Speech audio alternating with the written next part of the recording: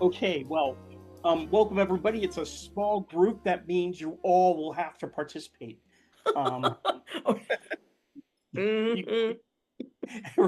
this is like when you took the upper level classes in college, and and there were like six people in the room.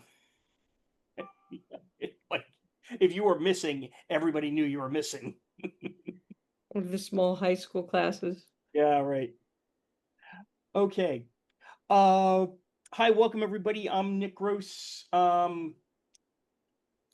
think almost everybody here is familiar with the Freedom Festival and the work that's being done.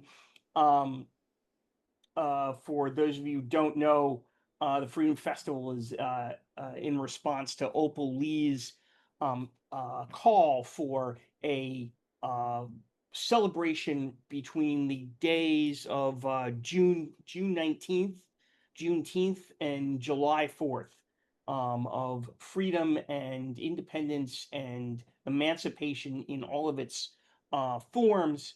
And so the Freedom Festival is formed by all of us together, scientists, artists, organizers, enthusiasts, to celebrate that. And so we've only got a couple of days left. I think tomorrow, well, there's an event tonight. Is that right, Raquel? Yes, there is. There's the Creative Playground is taking place tonight online as well. Yes. Okay. And then the closing open mic session for the close of the Freedom Festival till tomorrow. So, and you can find more events there. Um, Great. Um, and so as I'm here with my co-hosts, Rochelle Moore and Jay Newman. And we've been uh, discussing, and I won't say debating, but sort of exploring um, two different documents that we have to share with you today: the Declaration of Independence, and also the a transcript of the oration by Frederick Douglass, "What is to a Slave the Fourth of July?" Um, and what we'd like to do is today is have uh, a sort of collective reading of excerpts of these. The Declaration of Independence by itself is kind of long. It's 1,300 words. And so, we could probably do that in a reasonable amount of time, but it wouldn't leave a lot of time for everything else. Um, the oration of Frederick Douglass, one source that I heard said it's 14 pages of single space text, and it took 2 hours to deliver. So, um, we'll excerpt this a little bit, and so I'll talk a little bit when we get to it. I'll talk a little bit about how we chose the excerpts that we did, and there were other possible choices. There's lots of spectacular material in there. So, um, why don't we go through and say what brought us here today, just to share that out. And so, hi, I'm Nick Gross. I'm here in Boston. And part of what brought me here today was that I've always been curious as to how different people perceive the Fourth of July, right? I was brought up as a celebration in the United States, and it's a celebration of the freedoms that we have.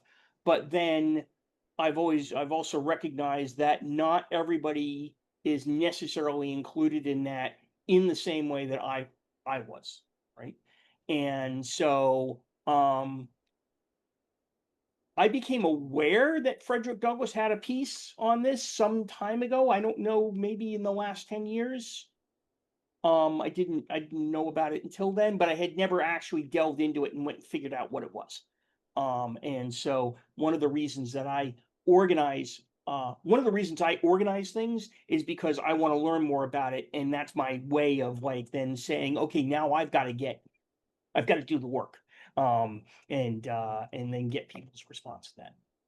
So I will hand it off to Jay, and ask what brought you here, and uh, and then we can continue around. I am here, in my case, to one, participate, two, to, potentially learn, because like I don't know everything. And this is kind of like I expect to learn as I usually do in these meetings, but also I want to assist people. And I kind of hope that, to get the conversation going, to get us to talk a bit more about things and hopefully to have this inspire us to do so. Do I pass to someone else? I'm Why don't we go going to to. Rochelle? Thank you. Hi, I'm Rochelle, not Raquel. Um, Friends of Raquel, however, and I am here for similar reasons. The curiosity, I think, is what always brings me to these sessions, and I'm really, really a fan of Frederick Douglass's speech, and particularly as it was done in something like 18 something or other, 60 something. And when I read it, 1852. 1852, oh my. And when I read it in 2025, he could be speaking now in how it lands on me. I love it. And also I love the learning more about the Declaration of Independence because I don't remember ever studying it in school. So this is very exciting for me and to meet other people who are also curious and wondering and excited about this particular Freedom Festival year. So I'll pass it on to Tyrone McCarter. And Tyrone, Hello, also tell hello. us where you're at. I am in California, Northern California, Sonoma County. Um, I was at, You Whoop, went on mute. you muted yourself, Tyrone. am I unmuted now? Yes. Yes. There we go. Um, uh, basically, Raquel Holmes, Miss Holmes, was the one that got me into this meeting.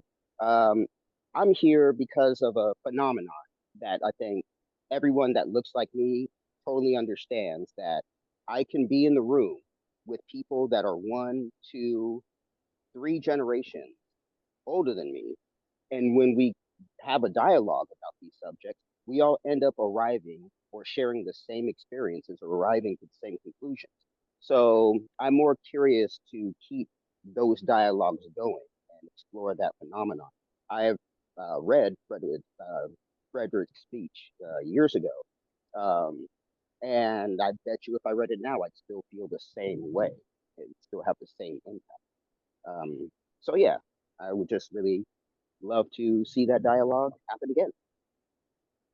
So Tyrone, do we get to see you on camera?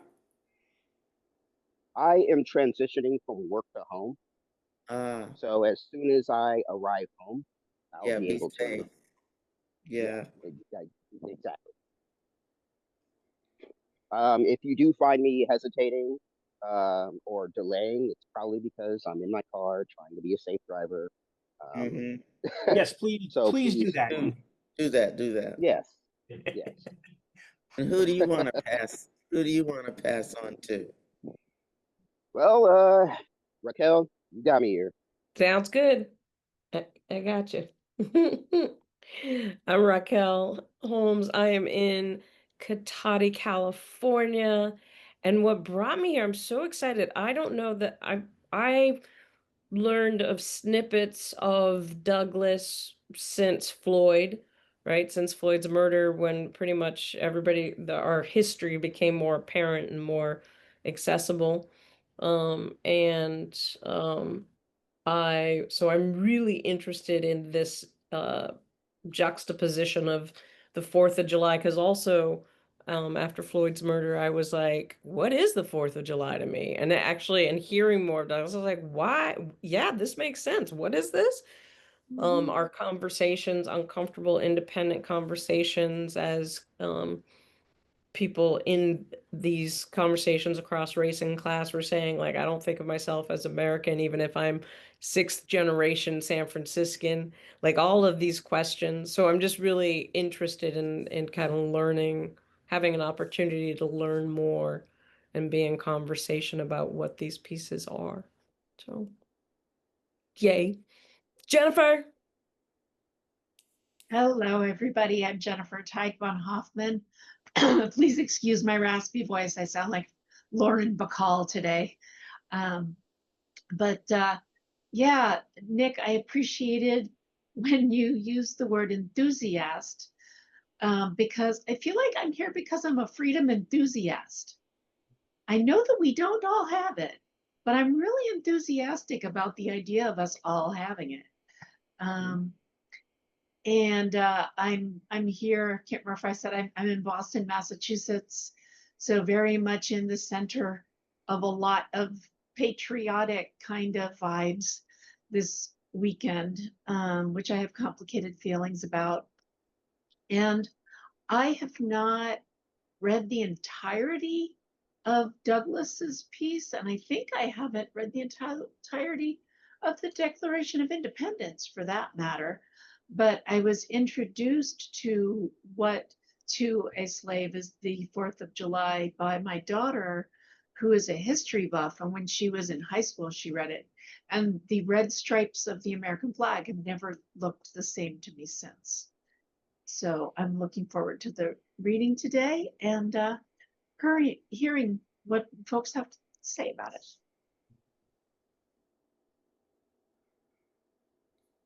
Okay, great. Jennifer, how do you feel about reading out loud? Are you in is your voice in a shape where you can read a passage? I can read out loud, but maybe one of the shorter sections. Okay, we'll try and work that out. Let's see. Here it is. Okay, so what I'm gonna do, is that, no, that's the right thing. Here we go. We're gonna start with the Declaration of Independence. And again, I picked out some excerpts from this. You could make it a little bigger. I can make it bigger. Okay. And Tyrone, I assume since you're driving, we'll exempt you from any out loud reading. Is that for now? For the next 20 minutes, I will not be able to read it. Okay, great. So we'll get you on the back end. Thank you. It's a different form of audiobook. Right. So I picked out like 4 different passages. Well, I picked out several different passages. And I think what I want to do is do the first 4 together, and then we'll have a short discussion about that, or a long discussion about that. We'll see how it goes. And then there's more after that, and I'll give some instruction on how I want to do that. So these are, as I said, excerpts, and I can. It is a 1,300 word document, but let's see. 1,300 words is what? How many pages? Like, what is that? Well, I don't have a sense of. It fits on a nice size. I would say it's like two or three probably typewritten pages. Gotcha. So I was just going to do a word count on what I've got here. So I've got about slightly less than 500 words here. Okay. About a third of it. So, and we'll talk about what a little bit about what I left out. So we had talked before. I think Rochelle's going to start us off, right? who would like to take Jennifer? 4 looks nice and short. Would you like to take that one? Sure. Okay, great. And then who would like to take 2? I'll take 2. You take 2? Okay, great. Jay, you want to take 3? I think that covers everybody. Yep. Yep. Okay, good. All right. Rochelle, will you want to start us? Yes, I will. Thank you. And I'm in Atlanta, by the way, Tyrone. Number 1, when in the course of human events, it becomes necessary for one people to dissolve the political bands which have connected them with another, and to assume among the powers of the earth the separate and equal station to which the laws of nature and of nature's God entitle them, a decent respect to the opinions of mankind requires that they should declare the causes which impel them to the separation.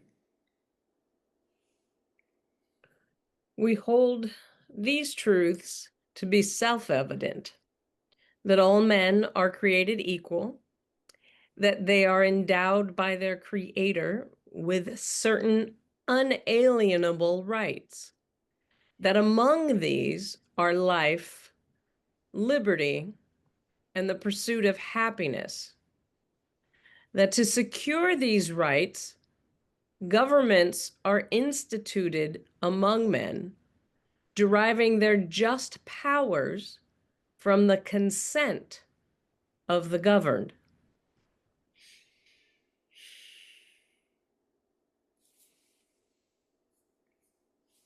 That's me, correct? 3. By the Yep. way, I'm from Victorville, California for Tyrone, because I know you can't read the chat, so that's my mistake. My apologies. That whenever any form of government becomes destructive of these ends, it is the right of the people to alter or abolish it, and to institute new government, laying its foundation on principles and organizing its powers in such form as to them shall seem most likely to affect their safety and happiness. When a long train of abuses and usurpations, pursuing invariably the same object, evinces a design to reduce them under absolute despotism, it is their right, it is their duty to throw off such government and to provide new guards for their future security.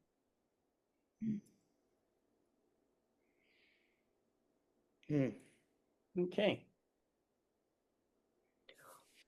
That's an interesting declaration in the moment. Yeah, like we could use this as a rough draft for something a little bit more current. Well, Right. Yeah, yeah, well, and I imagine that there are those already who believe that that is what they are doing, yeah. right? And at the same but in the sense of the there's a lot of taking apart of our governmental institutions, Right. and traditions, current traditions. So, and at the same time, I feel that as that is happening, I don't feel like what was that language of, and Nick, somehow we got to get all this on the page. I don't know how we're going to do that. I make it smaller. Okay, gotcha. And I make my side bigger. So what was it? The usurpation? Where is that one? In the one that Jennifer read, Yeah, and or number 4. a long train of abuses and usurpations. When a long train of abuses and usurpations. What does that mean, usurpations? Can I answer that one? Yep. Sure. It's kind of tied to, like, if you know kings, there's an usurper, which is a person who pretty much takes the king down and kind of replaces them. Usurpation literally is the process of removing a monarch or a current lead. and taken their place, essentially, Yet it by feels force, like, usually. doesn't it feel like this one, though, is as if it were an usurpation of the people? Mm, When a long train of abuses? Or Mm-hmm. why? It sounds like the usurpation is the establishment that we have this inalienable freedom, and that the monarchy has been usurping our freedom from us, what we believe that we already have inherently. But I could be out of context. Oh, Uh, I heard you. I heard. Everybody hear what Tyrone said? And Nick put something in the chat that clarifies for if someone wants to read that. I feel like it would be important for Tyrone because he's not going to be able to read that, so he's not left out of that loop there. So for what's clear, what I did not hear what Tyrone said very well. I heard Tyrone saying that he heard the usurpation being of the unalienable rights, that Mm. that's what was being Usurped. identified as being usurped of the people, was their unalienable rights. yeah. Sure. Well, and in the chat, what Nick posted is that the act of taking control of something without having the right to, especially of a position of power. But also it's interesting that what we're looking at is part of a sentence. Mm-hmm. So Yeah. it's possible that the earlier part of that sentence would have made it more clear. Mm-hmm. But And I it's do actually, love the interpretation that it's our inalienable rights that are being usurped. Yeah. yeah. And number 4 actually goes more closely with the next part than it does with this part. But so Mm. yeah. To clarify, it also mentions despotism, which is we didn't really touch on. Like, it's specifically in correlation, like contextually tied to despotism. Usurpation is Yeah. not authorized under this unless there is a presence of despotism or perceived despotism. An absolute despotism, not the When a- other kind. Have relative. Not benevolent despotism. Ah, okay. Okay, Yeah. it's the absolute despotism. Can we read the sentence one more time? May I? Number 4, yes, sure. Yeah.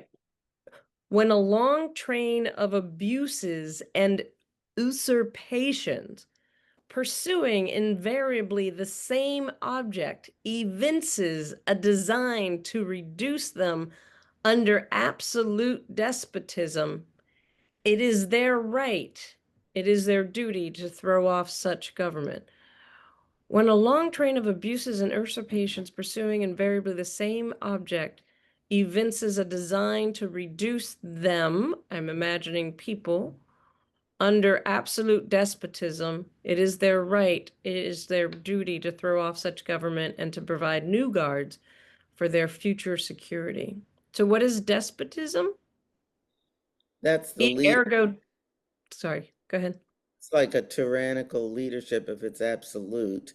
And then there was this isn't in here, but there is such thing as benevolent despotism, which is supposedly for the good of everybody. Like a bed of whatever dictator. Kind dictator, yeah. They're oppressing someone for their own good is what that would be categorized. Like, they're like, your choices put us in bad standing, so we kind of have to suppress those freedoms, kind of a deal. That's whereas despotism's like for selfish gains, like you bow to me because I'm your king and you don't have a say in it. Just to clarify those two differences. Wow. And the they and in this, their right, their duty to throw off such government, that's the people. I think so. Yeah. I That's believe what- so, yes. Yeah.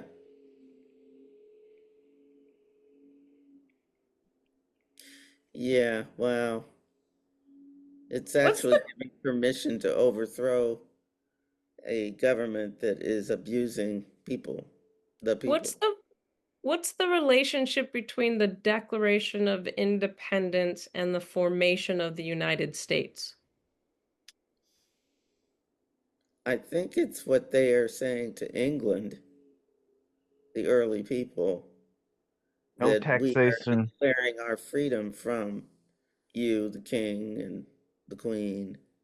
It Contextually uplifting. it's kind of a step in the process. It's quite literally declaring independence from England, but it doesn't necessarily say a ton about exactly what the formation of the country is. Mm. I have to admit, a lot of my understanding of history comes from Hamilton, which is really not necessarily the greatest source. But after the Revolutionary War, there's a lot of debate and discussion that goes on to actually form the documents that are the foundation of the country. Right. So Mhm. this kicks a certain part of the process off. Right. I'm kind of struck by how many times happiness is referenced here. It for some reason surprised me today that the right to happiness and the pursuit of happiness, you know, that's just such it's an emotional kind of word to stick in here. Um, I don't know. It just sort of changed. Uh, Yep. it kind of reminds me of an open letter and a standing statement, you know, a concrete statement. This is what we want because, you know, you guys, we want to be away from you guys. We want to be away from what we perceive as your tyranny and, you know, your abuse of our freedoms if we want to do our thing. And if I remember in history, we were still colonies, right? Yeah, Yeah. So yeah. we were still 13. British owned colonies. There were no states. So if anything, Mhm. we haven't figured that part out. Yeah. We just know in this declaration that we want to be free from you. Yeah. Jay.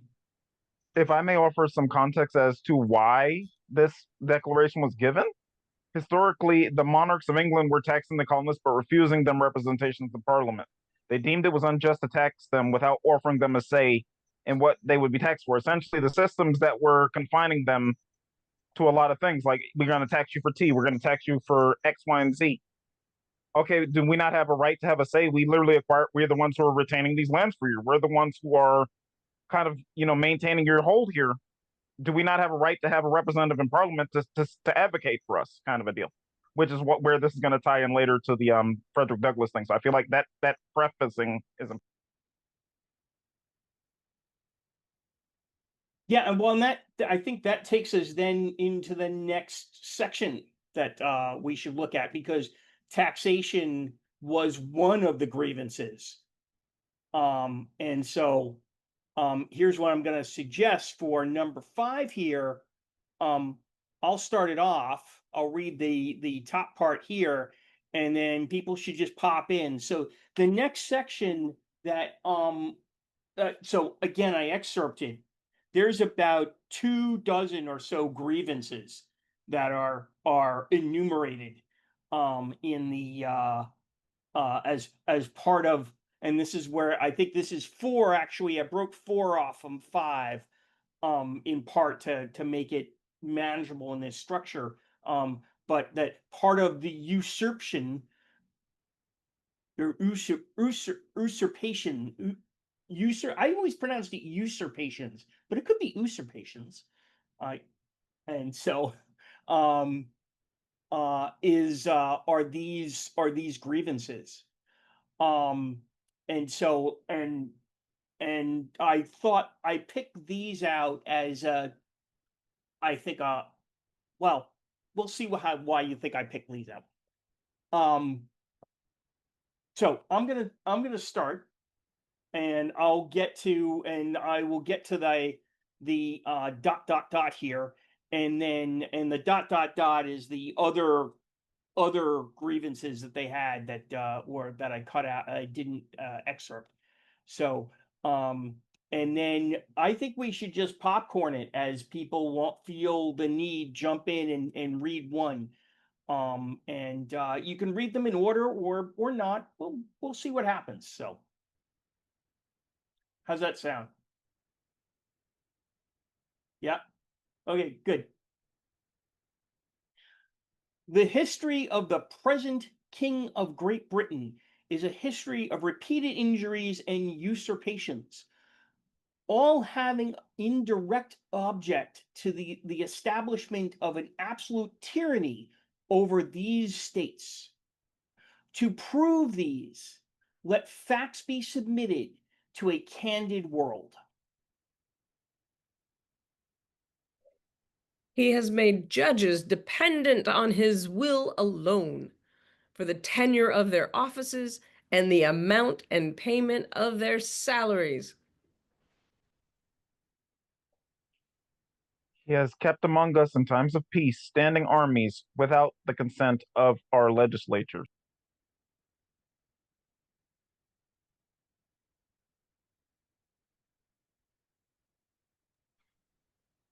He has effected to render the military independent of and superior to the civil power. For quartering large bodies of armed troops among us.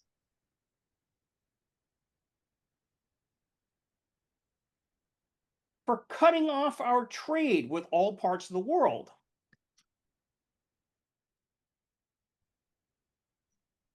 For depriving us in many cases of the benefits of trial by jury. And for transporting us beyond seas to be tried for pretended offenses.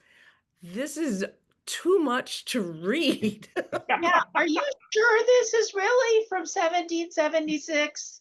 It kind of sounds like 2025.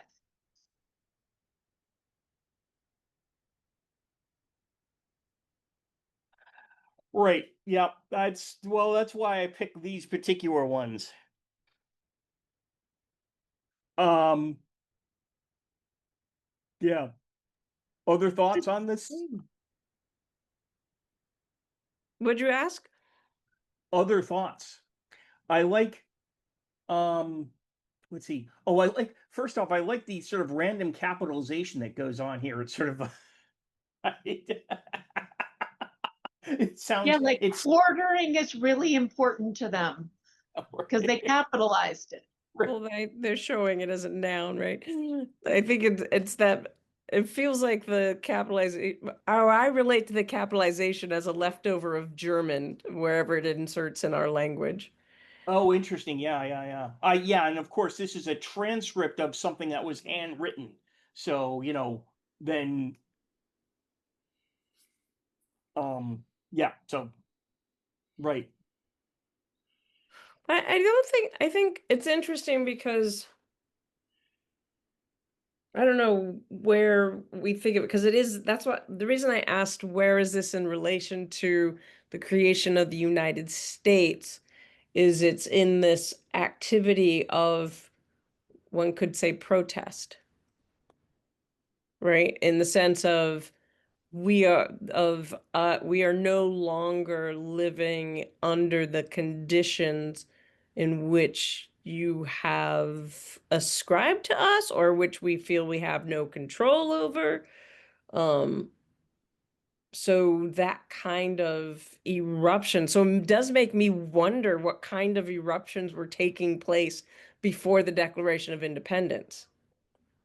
So April of 1775 is Concord and Lexington. So that's when the British marched out into to try and so that's so this is a more than a year prior to this. There was already fighting going on. I'm not sure when Bunker Hill is, but yeah. Tyrone? Oh, Christmas Addicts, right? That happened there, Lexington and Concord. The shot heard around the world. The shot heard around the world. Yes, right. So The Boston Tea Party was also one of the protests of similar time span, just to clarify. Right.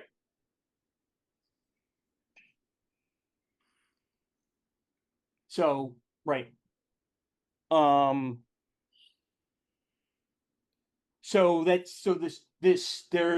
sort of like this is kind of a I won't say a justification then, but like it's maybe a little bit of backfilling and saying, okay, we're going to be open rebellion. We are already in open rebellion now. We've got to justify it, or we've got to make a statement for it. I have been Go. wondering recently about just in terms of our current affairs, like America, the United States rather. The United States is young as a country in the world. And we formed as United States after the Declaration of Independence, which didn't, as Jennifer, you were saying, it wasn't that we had to become, the 13 colonies didn't have to become states. They didn't have, like, there could have been other things that were chosen. So I do wonder where we live at this moment as states, and in thinking about our union and our independence. Because it's not, I think there's ways I've grown up thinking of it as in the same way that I thought about the 4th of July. Well, of course I'd celebrate the 4th of July. Why wouldn't I? As a given, but I don't think these are givens. They're, yeah.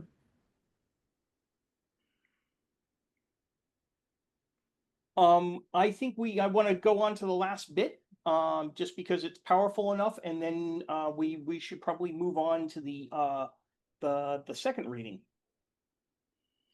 So what I'll do is I'll read 6, and then Jay, I think we were going to read 7. Is that right? Great. Yes, sir. That's accurate. Okay. So this is after this long set of grievances. This is sort of the closing of the argument, right? That these united colonies are, and of right ought to be, free and independent states, that they are absolved of all allegiance to the British Crown, and that all political connections between them and the state of Great Britain is and ought to be totally dissolved, and that as free and independent states, they have full power to levy war, conclude peace, contract alliances, establish commerce, and to do all of the acts and things which independent states may of right do.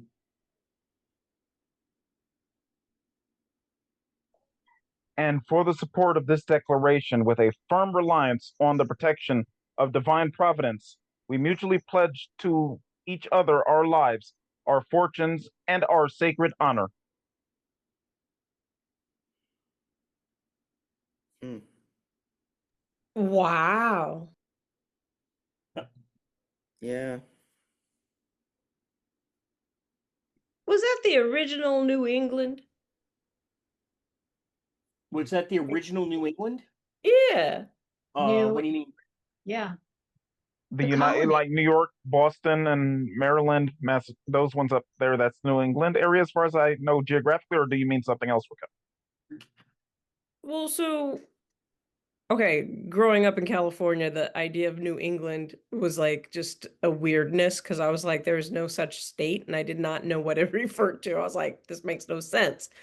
But now, when you have 13 colonies that are pledging their lives, fortunes, and honor to one another, I'm wondering if there was actually a way that those 13 colonies that are this new union referred to themselves as New England. So that's why I meant, that's why I said, was this the original?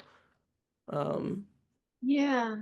I do. Well, what I don't know is, why is it that now New England is only considered to be sort of the northern part of the colonies? Yeah, I Because don't it's know. like Maine, New Hampshire, Vermont, Massachusetts, Connecticut, and Rhode Island, if I recall correctly. Yeah. Oh, James is doing some real-time history. Jay, you're doing some real-time Googling? I'm Googling for this portion, yes. But the portion I left in the chat was just from memory. I used to want to be a history teacher, so a lot of this stuff is up here. But there's certain geographic things I'm not aware of. So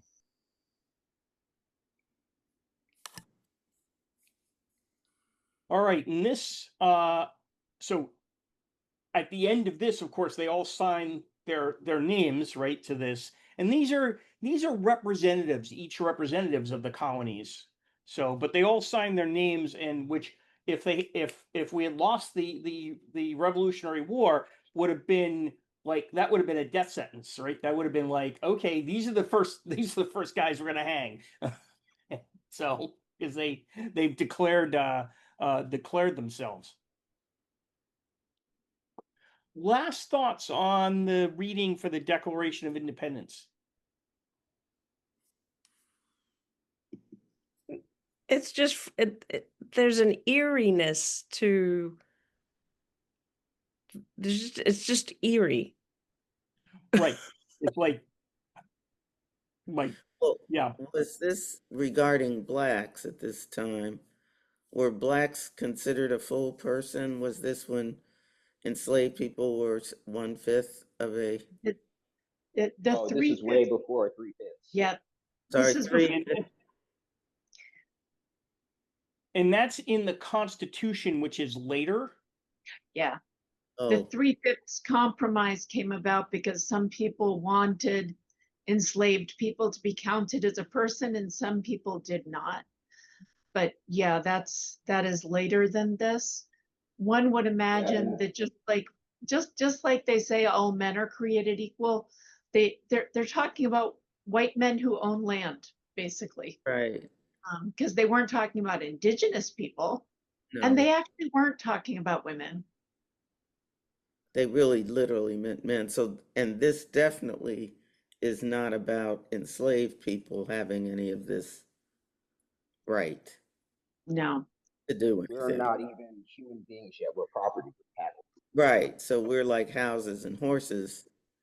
Yes. So if I were to look at what this means to me, it really doesn't apply to me, It never other than will. being Never did. property. Right. And it didn't then, obviously, and how about obviously it doesn't now And I for also different. Yep. think that was an active debate at the time.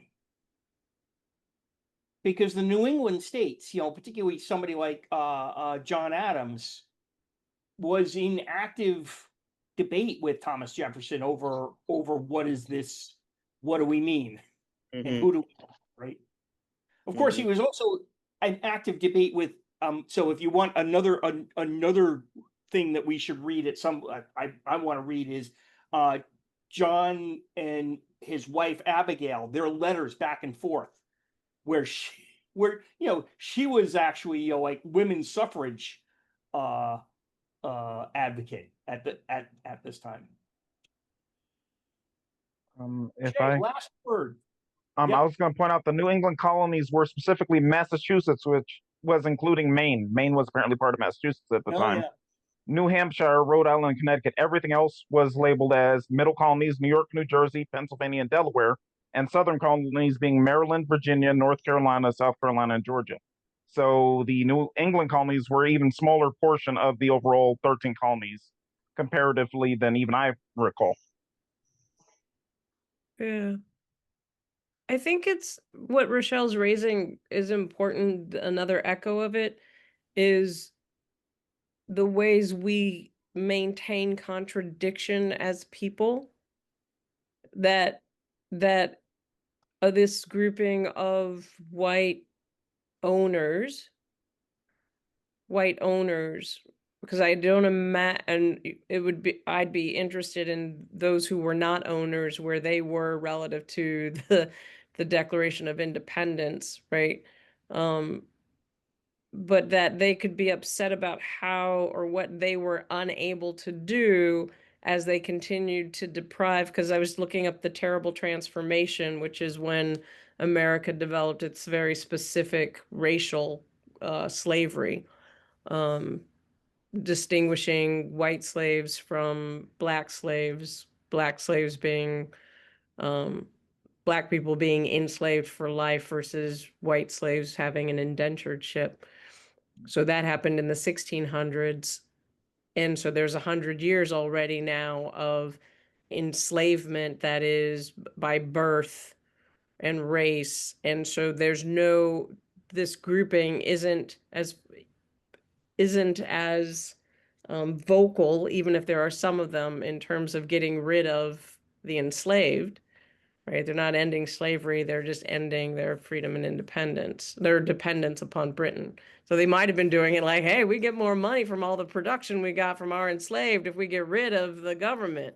You know, we get more corporate dollars that way. And I guess it's important to me because I think we can, although it soothes the soul to do it, make villains of those who live with contradiction, but we live with contradiction all the time. As people, we have these contradictions of that we treat one group one way and do something else for ourselves. I think it's important to have that we can do that. Why is it important? I don't know.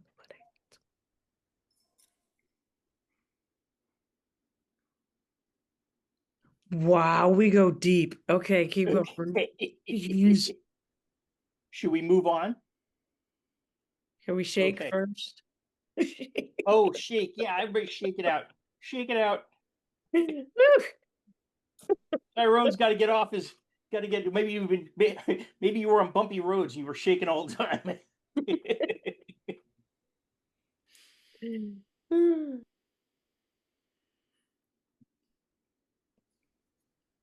Okay,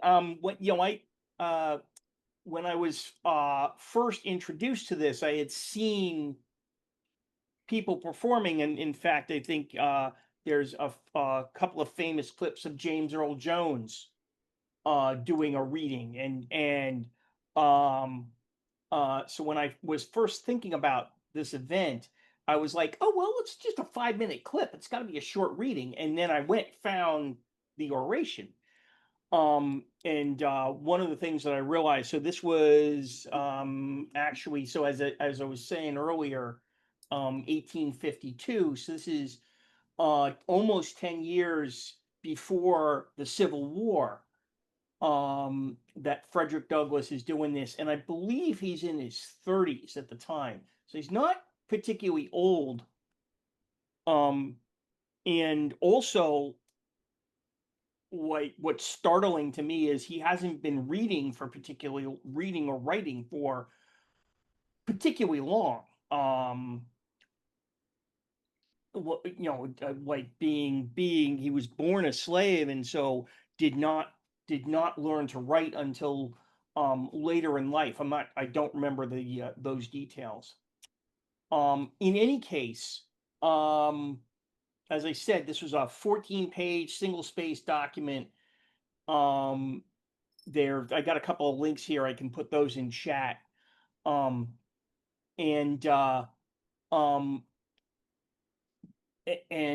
so obviously, to do this, I need to do some excerpts from it, which I was a little anxious about. Fortunately, I came across a well curated version of this at the Smithsonian, where they provided some excerpts both in the text, but then they also had their own excerpted readings from it. So I primarily I called those out and shared those with Rochelle and Jay as we were planning this, and we talked about which of these um, we liked and which ones we didn't, or we wanted. Now I won't say liked, because there was a lot of stuff in there that could have easily been excerpted, and so it could have been used. Um, so in any case, that's how I came to pick these excerpts from this, and then we've got six excerpts, and I think we'll do this in the same process, because he also has a list that I picked out and that we can talk about. So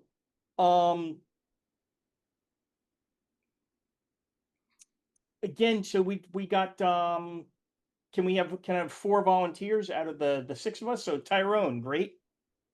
You want number 1? Great. Who can take number 2? Okay, Rochelle. Number Yep. 3. I got 3. You got 3. And Jay, do you want to do number 4? Great. All right. And can everybody read my screen? I Okay. can read a bit. Okay, great. So, all right. So I'll start you. So Tyrone, why don't you start us off? Thank you. Fellow citizens, I shall not presume to dwell at length on the associations that cluster about this day. The simple story of it is that 76 years ago, the people of this country were British subjects.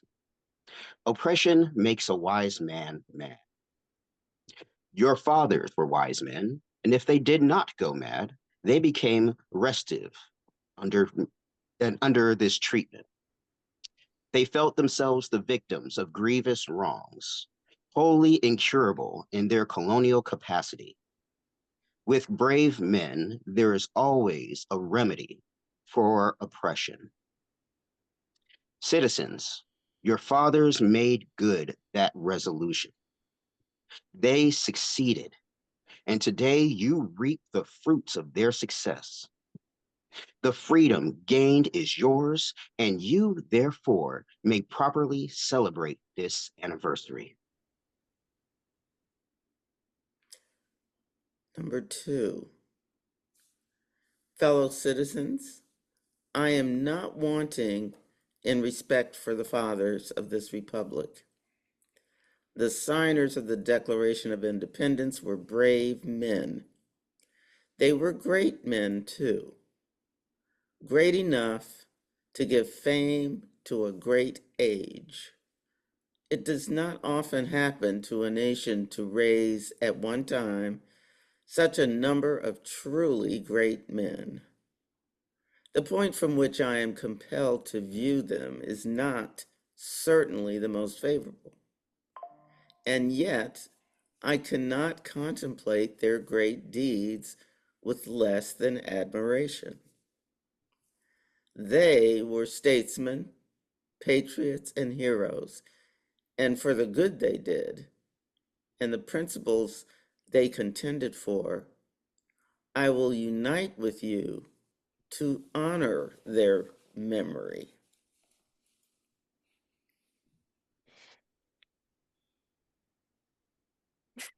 Sorry. Okay. Fellow citizens, pardon me. Allow me to ask, why am I called upon to speak here today?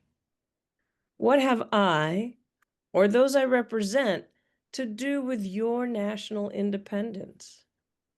Are the great principles of political freedom and of natural justice embodied in that Declaration of Independence extended to us? And am I, therefore, called upon to bring our humble offering to the national altar and to confess the benefits and express devout gratitude for the blessings resulting from your independence to us? Would to God, both for your sakes and ours, that an affirmative answer could be truthfully returned to these questions. Then would my task be light and my burden easy and delightful. For who is there so cold that a nation's sympathy could not warm him? Who so obdurate and dead to the claims of gratitude that would not thankfully acknowledge such priceless benefits? Jubilee when the chains of servitude had been torn from his limbs. I am not the man. In case like that, the dumb might eloquent speak, and the lame man leap as a hart, which is a horse. I thought a hart was a deer. You might be right on that one, actually. It's a deer. I didn't Stag, know that. elk, stag, those types. Yes, he's right.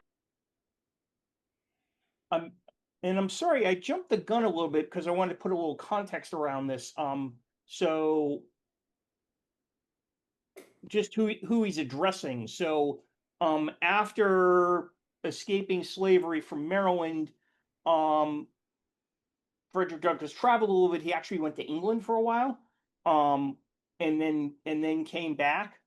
Um, moved to Rochester in part because he wanted to start an abolitionist paper, but he didn't want to compete with the abolitionist paper that was being printed in Massachusetts.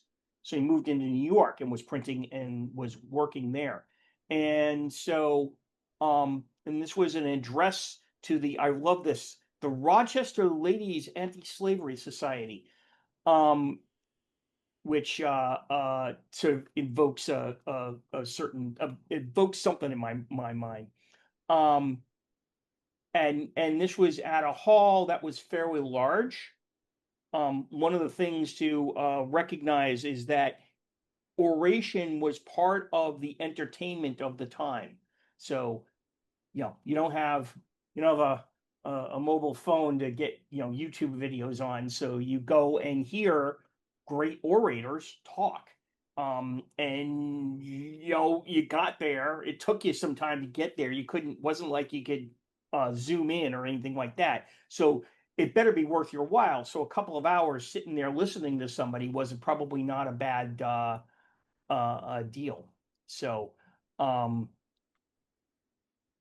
so anyway, that's gives some context. I also think he had some standing already in this group, and that it wasn't the first time he was addressing people at this hall in Rochester. Um, so that's just a little bit of context to this. All right, so going back to the readings, what do people think? Well, I was struck by how he separated himself from who he was talking to, I think. It seems to me he was clear whose freedom was being celebrated, because he'd say, you. And I think he even made a distinction that it was not people like him. Or am I missing that or misconstruing? Funny enough, I wanted to echo what you said. If you guys remember when I introduced myself, I talked about a phenomenon, several generations talking and somehow sharing the same experiences or reaching the same conclusions. Now, here I am reading this, and I've read it before. I remember thinking back then that the Declaration of Independence, the flag, and the 4th of July were never there for me. That flag doesn't represent me. The Declaration wasn't declaring my freedom.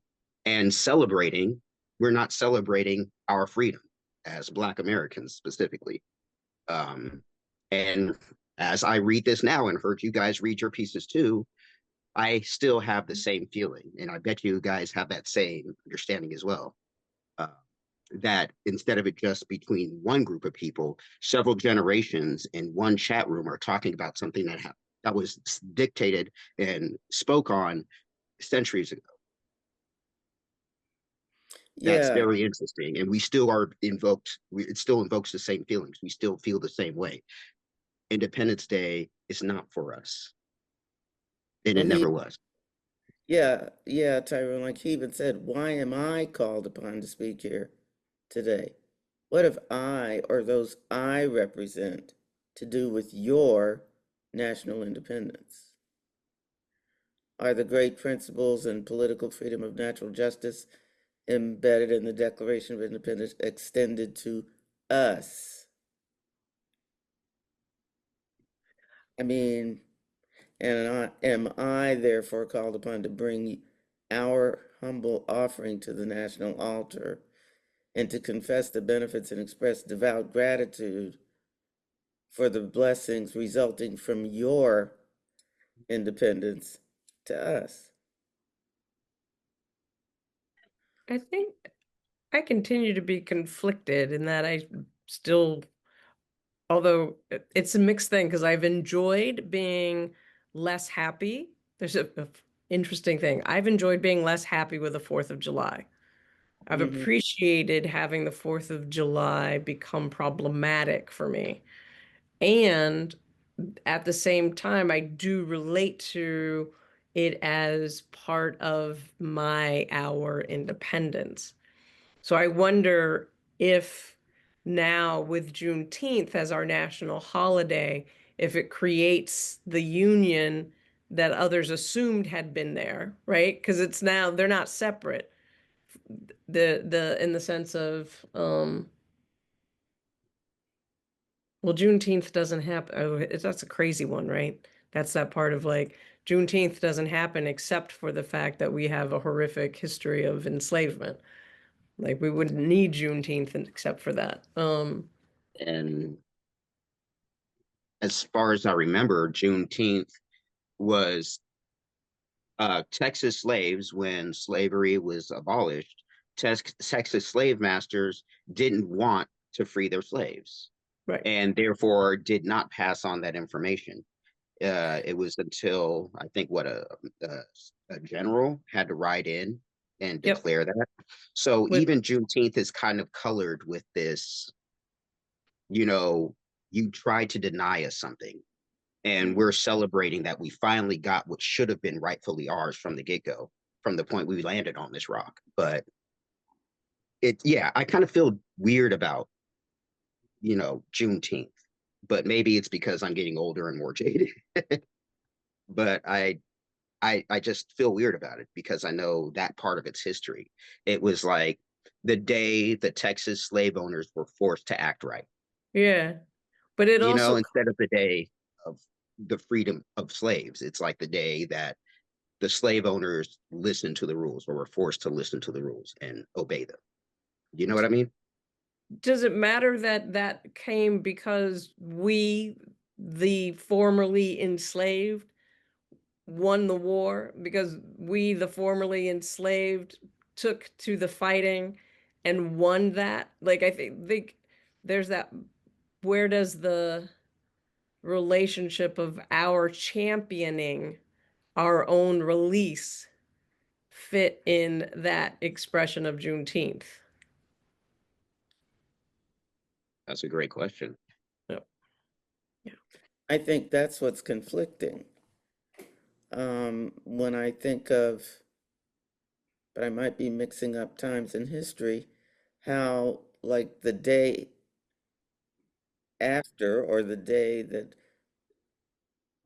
there was supposed freedom, when the enslaved people left the plantation, they were very soon arrested for vagrancy and some other kind of law breaking that they had no way of rectifying because they did not own anything. And at that time, then they were out of work. So they were breaking a law automatically by leaving the plantation. And some of them went back because of that. And I think when policing first started, it was around that time the police, quote unquote, people were sent to recover or bring back, I think, the so-called runaway slaves or something. I don't know. I'm not sure about when that started, but I mean, it just seemed like it was a farce. That what is to be free? I mean, they had nothing when they walked off the plantation. Nowhere to go, nothing. Jay had something to add. This may be a bit of a controversial one, so you can skip over me if you prefer. I do need to point out, this is something I was discussing in chat a bit, but the history of slavery it kind of predates, as we know, the East Atlantic slave trade. It goes on longer than that. And what I had to point out was that some of the people who were brought here as slaves were already slaves in Africa, unfortunately. Back then, the prisoners of war were actually slaves. Not all of them were kidnapped. Some of them, there definitely were. Some of them were already in indenturement, but as Jennifer pointed out, historically speaking, slavery wasn't terminal back then. The East Atlantic slave trade kind of is where that became more of a thing, where slavery was almost a terminal thing. You lived and died a slave. But there's also the historical context that even before that, Turkish people had almost terminal slavery. Unfortunately, I don't know if you guys knew historically, and they reference it slightly in the movie Dracula, A Story Untold. Vlad the Impaler had a youth as a slave to Turkish owners. The impaling thing was his way of punishing them because, I don't know if you know about Turkish slave practices back then. They did a lot of sodomy. They participated in that. The reason that Orthodox impaling was because of the way Vlad the Impaler was oppressed by his slaves. Orthodox impaling was, back end to front end, if that makes sense. A So he little was so too oppressed by what graphic for me, sorry. James. Yeah. It's A just little too graphic for me. the only reason I'm pointing it out is because that's why he was angry. He was angry at what he went through. So I'm saying like it's kind of going in line with what you're saying with how we had to fight for our freedom. Not everybody does that the same way, right? Like some people are going to be more violent about it. Like we know about the Nat Turner slave rebellions. He wasn't nice about it. When he rebelled, he's like, well, I'm going to die. I'm going to take quite a lot of y'all with me, right? Like, so I'm more getting at the point, like slavery is interesting in that way that I feel like everybody feels the same way. When you're oppressed and you're downtrodden, you feel that way. You feel that way, and some people are going to be explosive about it. Some people are going to be nice. Dr. King, Malcolm X, very different ways for assessing the same issue. So I feel like this comes up because the reason for me even bring it up is that I feel like this holiday is for me, even though I know that a lot of people here say it's not for you because somebody had to make that first step. A lot of nations were doing this, right? Like a lot of nations were doing slavery. Somebody had to be the first one, like, you know what? No, it has to stop. Somebody's got to be like, no. And I feel like, America, because it was such a young nation, was the one that made that choice because they hadn't been so entrenched with it. They weren't so close to that issue, right? Like they'd only been doing it for how many years? How long did America exist by that point as a solitary nation, a sovereign nation? It's easier for someone who's further away from the history of it to say, you know what, I don't like this. Like, what if that was my kid that was in the shackles and sleeping in the barn? You know what I mean? Like, and this is something I feel like it gets covered in the Frederick Douglass speech. He says, it's thankful that we're a younger nation at some point. This may not be one of the lines we kept, but it's something that he says in it. Like, if we were an older nation, it might have been harder to make that separation from it because our system wasn't so deeply entrenched in it by a time. Because the colonists in themselves were some way perceived as currency. Like that's why they had the outrage. They're like, you guys just see us as coin, more money to be made. That's all you see us as. No, we want to be represented too. So I feel like that's why it was easier for it to happen at the time it did, because one, we were a newer nation. Two, there were children growing up next to these slaves. Like, how come they got to sleep in the barn, Dad? Like, what's going on with that? So I feel like contextually, we have to acknowledge that there was a reason it happened here as one of the first nations to do it.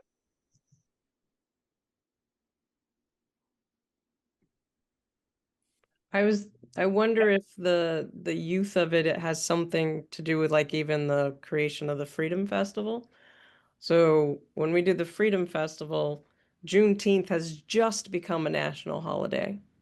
So it's an opportunity to call for people to do something new where whether it's more or less possible, who really knows? But it's an opportunity to make that call and that invitation in a way that is unique and specific to us, right? And that maybe Frederick was using that because there are other countries that may have been before us, right? And Mexico was ahead of us in terms of ending slavery and things like that. But I think that call, say that again, All of Europe had ended slavery, enslavement. Western Europe, yeah.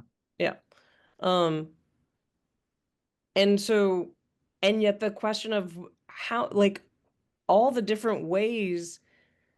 There was somebody recently who's like, it's everything all the time, everywhere, right? If you're working to change things or do something new to create an ending of slavery, to create something that actually has the possibility of the pursuit of happiness and liberty and justice for all.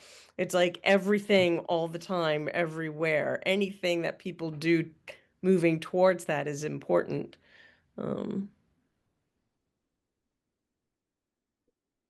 Maybe the call for our being a young country was part of Frederick Douglass's call to the to that audience. Yeah.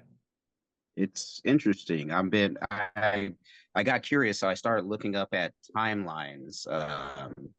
when slavery across the world began to be abolished. Um, and I was looking at, well, basically, was the United States the first to abolish slavery? Because we weren't the first to generate slavery. We might have been the first to make it a major capital empire, but, well, not America, but, British. But I want to know if actually abolish it. Let's see here. And what I see is Austria abolishes serfs in 1781. The Austrian Empire, 1783, abolishes slavery. Let's see. Hungary in 1785 abolishes personal bondage, but that's for peasants only.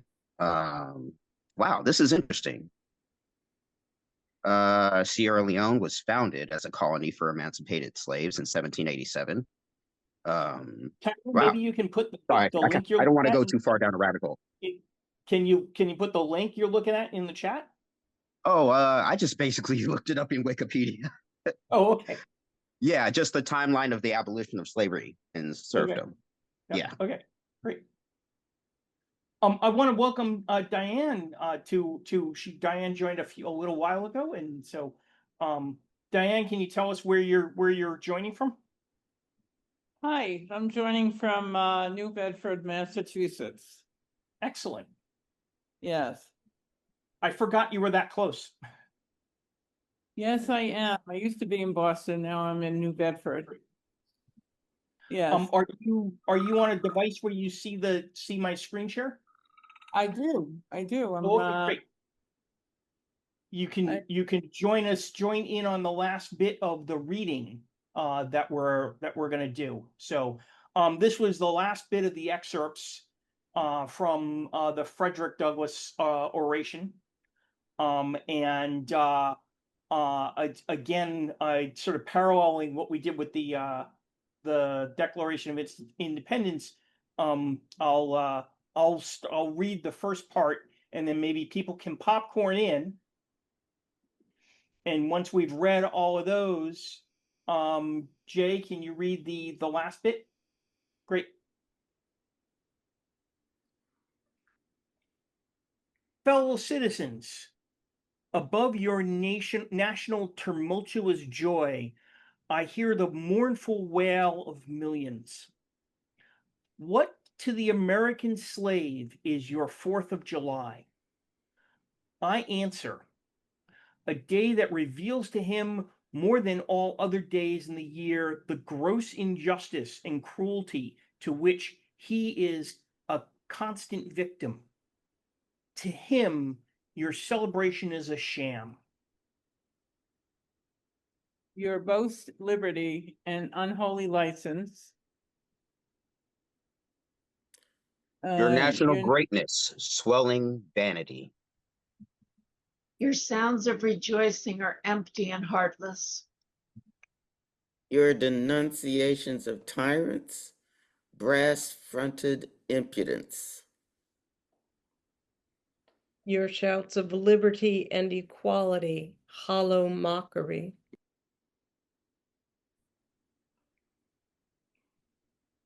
Your prayers and hymns. Oh, sorry. Please, Diane.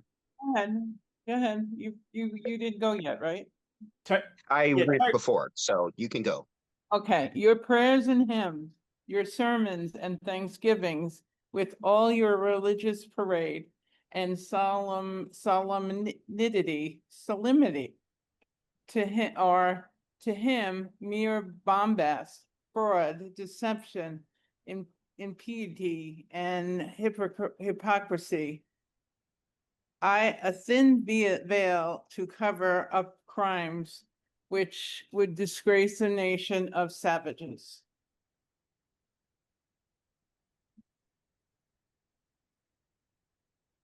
Tyrone, take G. Okay. There is not a nation on the earth guilty of practices more shocking and bloody than are the people of these United States at this very hour. Ugh, man. Yeah. Am I good to just making sure if anyone had anything to say? Am I good to read 6? Let it sit for a minute. I think it sounds like people want to sit with it for a minute. Same impression.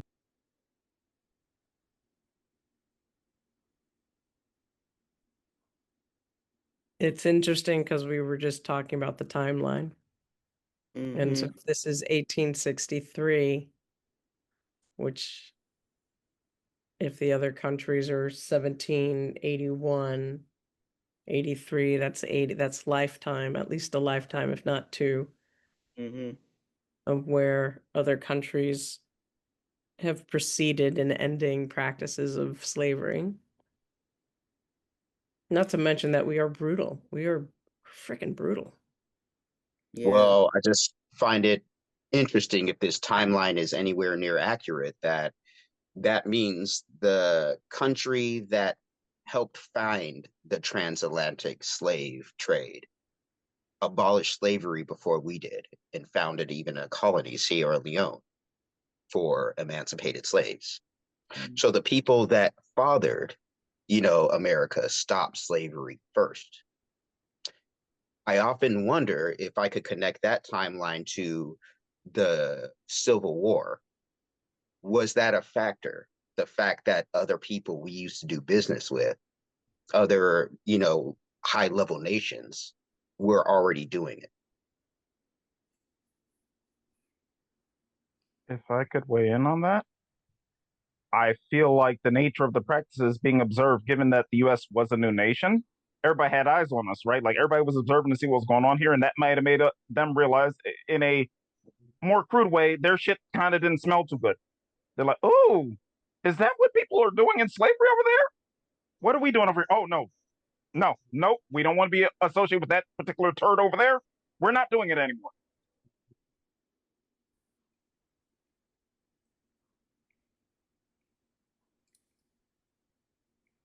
One of the things that Douglas keeps doing throughout this speech is reminding the listeners that they are fellow citizens. And I love the contrast between the constant reminder of fellow citizens and the you and us language pointing out the distinctions. I don't know if somewhere else in the speech it says this more explicitly, but it just implicitly says we are citizens together, but you and we are not the same. Yep. With a nod to Kendrick Lamar there, actually. But yeah, I love that. I also love the fact that I just have this imagination, and I don't know that much about the context beyond what Nick shared with us, but I'm like, did they know who they were inviting? Yeah. Oh, I love that he did. Do you think they did? oh yeah. It's yes. Okay. He had been living in Rochester for a while. He'd been publishing a newspaper. This is the let me get the name. The Rochester Ladies Anti-Slavery Society. I mean, I do think it's there's a little bit of like, sort of like liberal white women Exactly. Exactly. thing Yes. going on here, but at the same time, Yes. I don't think they were completely um They they weren't like nobody was like swooning in their chairs or over what was being said. I mean, it does strike me as somewhat akin to what many decades later Dr. King would say about the white moderate, the white Yeah. liberal, that like Douglas is speaking to that day's white liberal. And I and just love it. I mean the abolitionist societies. I mean there's not to paint them all with the same brush because there was actually Right. a lot of infighting, but they were considered pretty radical Mm. at the time, and especially when you started talking to uh you know, people like I don't think the abolitionist societies were like, oh yeah, we can the Missouri Compromise is a good thing or anything like that. Right. But And but I wonder if this is, you know, once again drawing parallels to where we are right now, like literally today, watching as our Congress, where all these people who have said that they're fighting for everyone's rights, it, yeah, there's a way in which it does feel a little bit like, okay, so you say you're anti-slavery. I'm going to lay this on you. Are you really with me? Yep. And I mean this as high praise.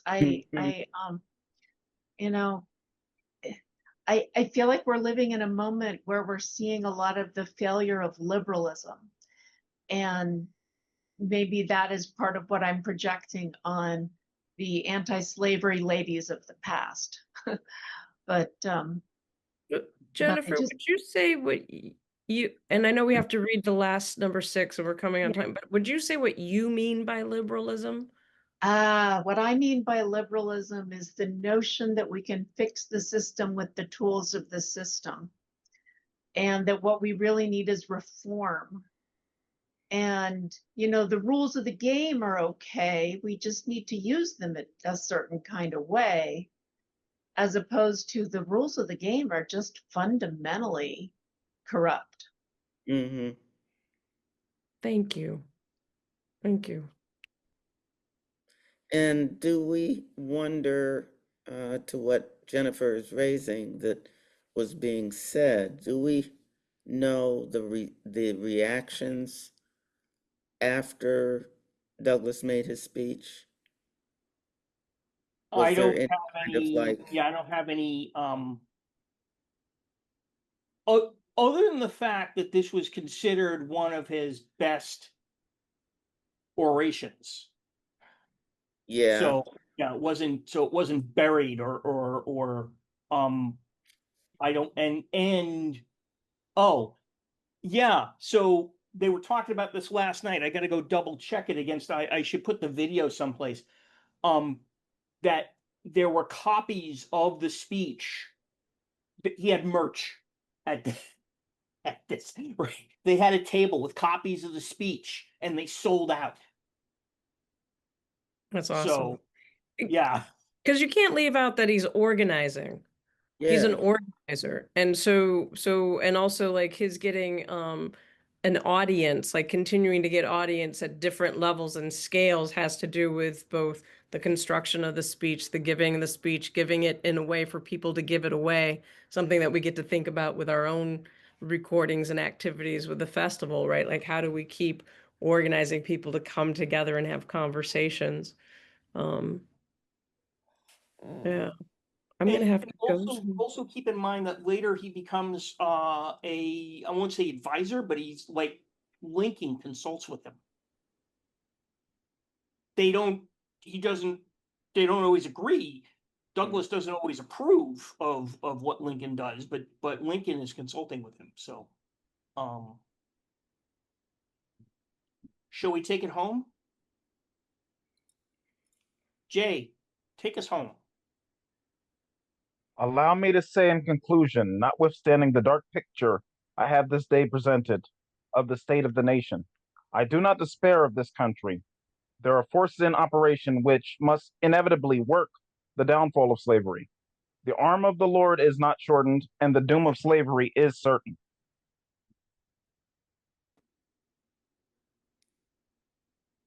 Ashe. Really? I'm gonna put this in chat just so people can find both the full text and then the Smithsonian National Museum of African American History sort of piece on this on the web.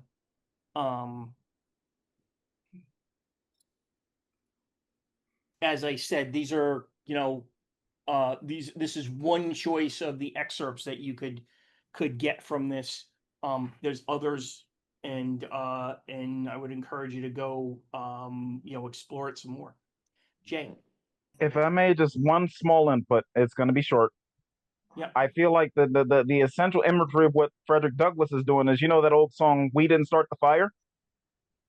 He pointed to the flames and showed everyone whose hands held the torches, essentially, with this speech. That's what he did. Nice. Yep. Now we have a theme song to go out on. We didn't start the fire. But it also makes me think of Isabel Wilkerson and the whole analogy of the house. And we may not have built it, but we've inherited it, and how it is for us to continue to build and change. I'm gonna Nick, James, Rochelle, thank you so much for leading this conversation for us. That's absolutely wonderful. Raquel, Lovely. thank you for inviting me to this. It's great. And I did get to see the phenomenon happen just in text and in our conversations. It's great. That's awesome. And thank you for being here, Tyler, and Diane as well. I'm thankful for all of y'all being here. I think Nick would echo that. Yes, absolutely. I appreciate all the attendance, and appreciate all the input and discussion and the play with because it's still some Yeah. play even with that.